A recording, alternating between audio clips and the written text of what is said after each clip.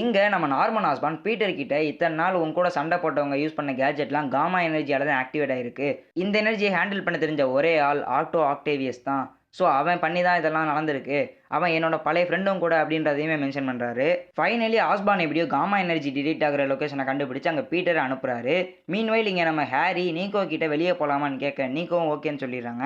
இதுக்கப்புறம் தான் நீக்கோ பீட்டரை விட ஹாரியோட ரொம்ப க்ளோஸ் ஆகுறாங்க. அண்ட் இங்க 110th சீட் கேங் பேக்கப்காக கன்னெல்லாம் ரெடி பண்ணி வச்சுக்கிட்டு இருக்கப்ப இங்க லானியுமே இருக்கான். இப்ப பேல் எப்படியோ லானி இருக்கிற இடத்த கண்டுபிடிச்சு இங்க வந்துடுறாங்க.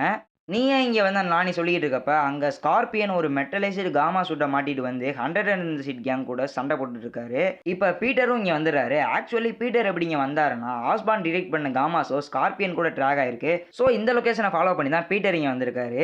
இப்ப ஸ்கார்பியனுக்கும் பீட்டருக்கும் பெரிய சண்டை நடக்குது. பீட்டர் என்னதான் ட்ரை பண்ணாலும் ஸ்கார்பியன் அவரால் தடுக்கவே முடியல. ஒரு கட்டத்துல ஸ்கார்பியன் பீட்டரை டிஃபீட் பண்ணி கொல்ல போறாரு. அப்போ ஒரு கிளைடர் வந்து ஸ்மோக் ஃபிளாஷ் போட்டுட்டு பீட்டர் கிட்ட வரப்ப பீட்டர் அதுல ஏறி எஸ்கேப் ஆயிடுறாரு. இதோட எபிசோட் 7 முடியுது. இங்க நீங்க நல்லா நோட் பண்ணீங்கன்னா அந்த கிளைடர் கிரீன் காப்ளின் யூஸ் பண்றது, which means already Norman Osborn green காப்ளினா சேஞ்ச் ஓவர் ஆயிட்டாருங்கிறத மென்ஷன் பண்ணிட்டாங்க. அண்ட் வீடியோ பிடிச்சா லைக் பண்ணிட்டு சேனலை சப்ஸ்கிரைப் பண்ணிக்கோங்க. பாய்.